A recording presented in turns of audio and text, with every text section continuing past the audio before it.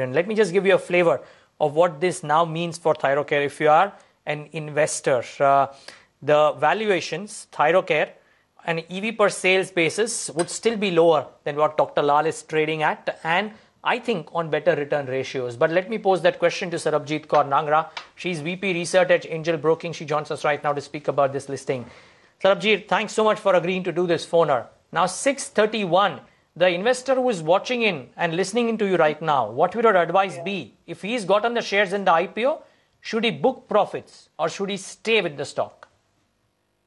See, our view on IPO is neutral. Actually, we were not very enthusiastic. Not that the business that they're doing is in a problem, or we are happy about the business model and even about the industry that they are in. But the only issue, there are a couple of issues that the company faces. Is that one, it is straddled with the imaging business, which is high intensive in terms of capex and very low in terms of ROE. So I think, which is the reason that the company's 9-month numbers also under pressure in terms of OPM. So if you look at profitability, even if you compare with Dr. PathLab was trading at around 60 plus times FY16 numbers. And these guys, after the listing, currently are at 50 plus kind of valuation, whereas there is significant difference in terms of the profitability of both these companies. So I think any investor right now should, take the profits of the stock, and probably because I think even though prospects are good, the industry will go well, profitability is higher, but I think the return ratios and the valuation that they are trading at right now, I don't think it makes sense for these stocks to trade at such high valuation.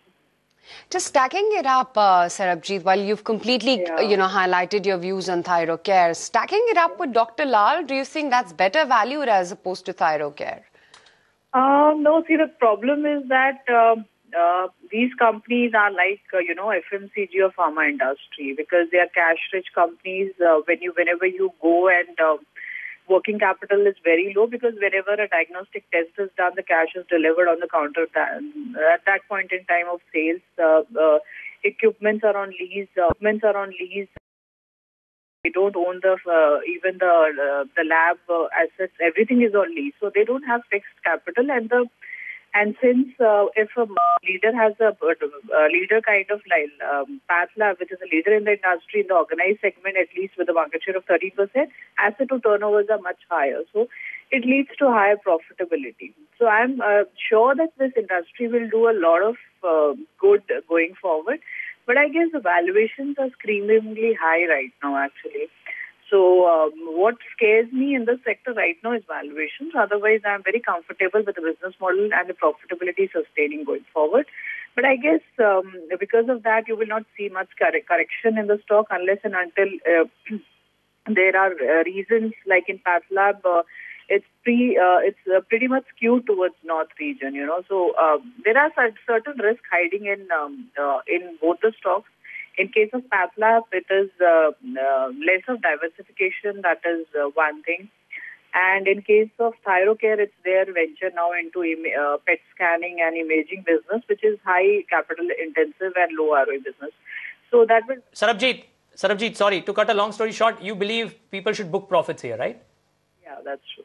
All right. Thanks so much, Sarabjit. Thanks so much for that view.